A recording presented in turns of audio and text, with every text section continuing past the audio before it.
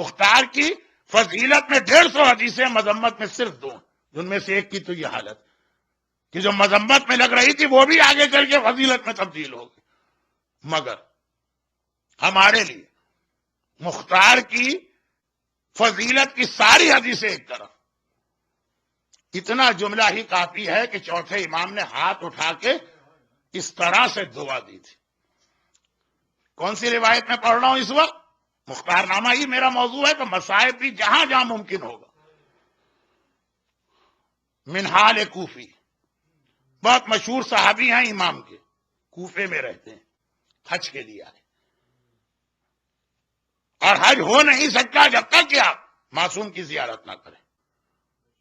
وہ طواف نہیں ہے، تیرے مقدر کا چکر ہے، وہ جو ایک مصرع ہے اس ٹائپ کا، حج ہو نہیں سکتا۔ اصل حج کہتے ہی اسے ہیں کہ خانہ خدا کے گرد گھومنے کے ساتھ امام معصوم کی زیارت۔ یہ جملہ کل مختار نامے میں بہت اہم جملہ بننے جا رہا۔ اس جملے نے ہی اس آدمی کی جان بچا لی جو مختار کو قید سے نکال رہا تھا۔ کل کی بات، بس اتنی سی بات کہ منہال حج کے بعد مدینے آئے، روضہ رسول کی زیارت کی، اور چونکہ چوتھے امام کا زمانہ ہے، چوتھے امام کی بھی زیارت کی۔ جیسے ہی پہنچے امام نے دیکھا منہال اچھا تم کوفے سے آئے ہو؟ فرزند رسول جی ہاں۔ کہا کہ کوفے کے کیا حالات ہیں؟ کہا مولا آج کل تو بہت اچھے حالات، مختار اچھی طرح سے آپ کے بابا اور آپ کے خاندان کے ظالموں سے انتقام لے رہے۔ چوتھے امام نے کس کا نام لیا؟ اپنے بابا حسین کے گلے پہ خنجر چلانے والے شمر کا؟ نہیں۔ اپنے جوان بھائی اکبر کے سینے میں برچھی اتارنے والے کا؟ نہیں۔ اپنے چچا کے بازو قلم کرنے والے کا؟ نہیں۔ چوتھے امام نے جیسے ہی یہ سنا کہ منہال ایک بات بتاؤ، ہرملہ پکڑا گیا کہ نہیں پکڑا گیا؟ اللہ اللہ، میرا چوتھا امام، دیکھیے کچھ لفظ ہم امام کے لیے استعمال کرتے ہیں لیکن وہ توہین کے لیے نہیں ہے کہ بےکس امام، مظلوم امام، لاچار امام، کہ اصل جملہ ہے حکم خدا کے آگے لاچار، طاقت ساری رکھتے ہیں، خدا نے روک دیا، رک گئے۔ ہائے میرے مظلوم امام نے ایک بار ہاتھ اٹھائے اور کہا اے خدا ہرملہ جلد از جلد پکڑا جائے، قطع اللہ یدیہ ورجلہ، اللہ اس کے ہاتھ اور پاؤں کاٹے، وَأَحْرَقَهُ فِي النَّارِ الدُّنْيَا قَبْلَ نَارِ الْآخِرَةِ، اور جہنم کی آگ سے پہلے وہ دنیا میں آگ کا مزہ چکھے۔ جناب خدیجہ کے فضائل میں ایک جملہ آپ سنتے ہیں کہ قرآن نے کہا وَوَجَدَكَ عَائِلًا فَأَغْنَىٰ، اے حبیب ہم نے تمہیں تنگ دست پایا تو غنی کر دیا۔ ہم کہتے ہیں نا کہ اللہ کہہ رہا ہم نے غنی کیا، دولت خدیجہ سے غنی ہوئی، عمل خدیجہ کا ہے، اللہ اپنی طرف نسبت دے رہا۔ فَلَمْ يَجِدْكَ يَتِيمًا فَآوَىٰ، ہم نے تمہیں یتیم پایا تو اپنی پناہ میں لیا۔ ابو طالب پناہ دے رہے ہیں اور خدا کہہ رہا میں پناہ دے رہا ہوں۔ ابو طالب کے عمل کو اللہ نے اپنا عمل کہا، خدیجہ کے عمل کو اللہ نے اپنا عمل کہا، اور یہاں پر امام فرما رہے ہیں کہ اے خدا ہرملہ کے ہاتھ پاؤں کاٹ اسی دنیا میں، اور آخرت کی آگ سے پہلے دنیا کی آگ میں جلا۔ اور یہ عمل کس نے کیا؟ مختار نے۔ عمل مختار کا ہے، امام اللہ کی طرف نسبت دے رہے، اسی لیے بعض علماء مختار کا لقب کہتے ہیں خدائی تلوار، وہ جو عمل کر رہا ہے خدا اپنی جانب نسبت دے رہا ہے۔ منہال نے دعا سنی اور بس زیارت ہو گئی، کوفے میں آ گئے۔ ابھی کوفے میں انٹر ہوئے ہیں، حج کر کے آ رہے ہیں، گھر بھی نہیں گئے، ابھی کوفے کے دروازے سے گھر جا رہے ہیں، دیکھا مجمع دوڑا جا رہا، مجمع بھاگا جا رہا، ایک بہت بڑا مجمع، سب ایک طرف جا رہے ہیں۔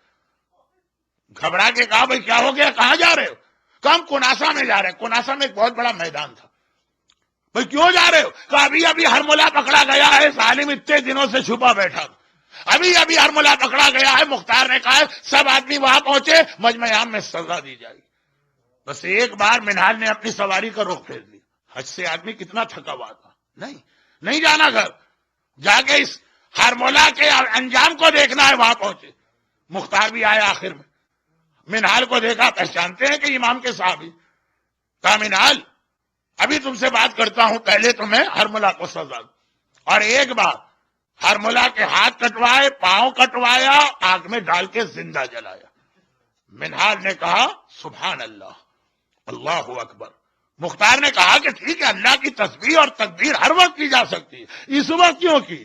کہا اس لیے کہ میں نے مدینے سے رخصتی ہوا، اپنے چوتھے امام کا جملہ سنا تھا کہ اللہ اس کے ہاتھ پاؤں کٹوائے، جو امام کہہ رہے اسی طرح سے ہرمولا کا انجام میں نے دیکھا، وہی ترتیب کے ساتھ پہلے ہاتھ کٹا، پھر پیر کٹے، پھر آگ میں جلایا گیا، ابھی میرے آقا مولا نے جملہ کہا ہے۔ مختار نے گھبرا کے کہا واقعا ایسا ہی ہوا ہے؟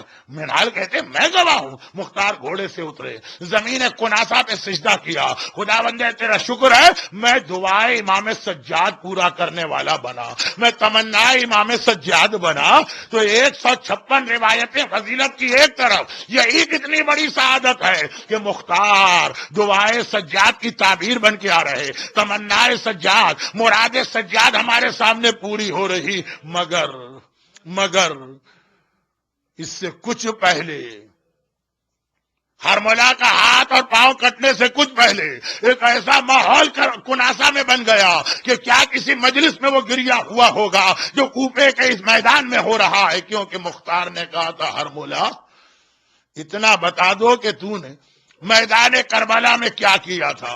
کہا کہ اے مختار اتنا سن لے، میں تیر اندازوں کا سردار بھی تھا اور عرب کا سب سے بڑا تیر انداز۔ جنگ شروع ہوتے ہی ہمارے ساتھ میرے پاس آیا، کہا ہرملا میں تمہیں چھوٹے موٹے کاموں کے لیے زحمت نہیں دوں گا، تم ایک کونے میں بیٹھ کے آرام کرو، تمہاری جو فوج ہے، تمہارے جو شاگرد ہیں، تمہارے جو نیچے والے، ان کو لے کے جاتا ہوں، جب کبھی معاملہ اتنا خطرناک ہوگا کہ جنگ میرے کنٹرول سے باہر ہوگی صرف اس وقت تمہیں بلاؤں گا۔ مختار نے کہا تو پھر بلائے گا؟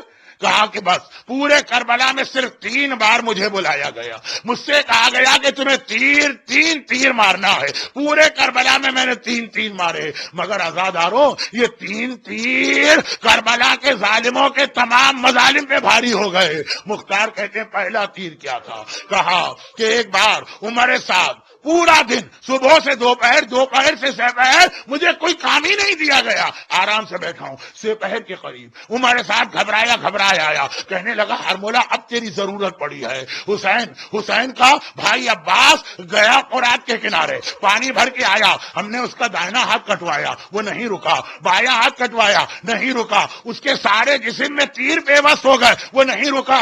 اے ہرمولا کیا تم سوچ سکتے ہو دونوں ہاتھ کٹنے کے بعد بھی کٹے ہوئے ہاتھوں سے عباس ایسا جہاد کر رہا کہ میری 30,000 کی فوج عباس کو نہیں روک پا رہی ہے؟ یہ پانی اگر خیمے میں پہنچ گیا غضب ہو جائے گا، عباس کو روکنا ہے۔ ذرا سنیے، ذرا سوچیے، وہ شیر جری کس طرح آگے بڑھا ہوگا کہ 30,000 کا لشکر ہاتھ کٹے ہوئے عباس کو نہ روک پایا۔ ہرملا کہتا ہے کہ جب میں نے یہ سنا، بسر سعد نے مجھے بلایا، ایک مرتبہ میں چلا، میں نے دیکھا واقعاً عباس کے بدن پہ کوئی جگہ بھی بغیر تیروں کے نہیں ہے، تبھی تو وہ معمار۔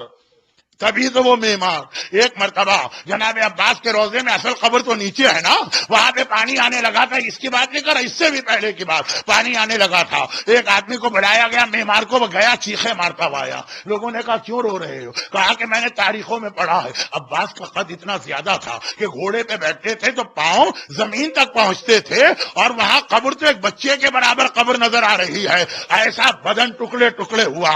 تو ہرملا کہتا ہے سارے بدن پہ اتنے تیر لگے ہیں، میں نے سوچا میں کیا کر لوں گا اتنے تیر کھا کے جو نہیں رک رہا ہے، رکنا تو درکنار، رفتار سست بھی نہیں ہو رہی، میں ایک اور تیر مار کے کیا کروں گا؟ سوچنا چاہیے عباس کی طاقت کا راز کیا ہے؟ دائنا ہاتھ کٹ گیا، بائنا ہاتھ کٹ گیا، تیروں سے بدن چھلنی ہو گیا، پھر بھی کیوں نہیں رک رہے؟ میں نے غور کیا، ایک چیز سمجھ میں آئی کہ دونوں ہاتھوں کے درمیان ایک مشق ہے جس سے عباس بچا رہے ہیں، ہر تیر اپنے بدن پہ لے رہے ہیں، مشق پہ کوئی تیر نہ آنے پائے۔ بس میں سمجھ گیا عباس کی طاقت کا راز یہ مشق ہے، ہر سپاہی عباس کے بدن پہ تیر مار رہا ہے۔ میں نے اپنی کمان میں 3 بھال کا پہلا تیر جوڑا، عباس کے بدن پہ نہ مارا، مشق سکینہ پہ مارا، ایک بار پانی بہا اور بس عباس بھی گویا ختم ہو گئے۔ اب ایک بار عباس گھوڑے سے زمین کربلا پہ گرے، پہلی بار کا آقا میرا آخری سلام لیجئے، اور جب حسین سرہانے آئے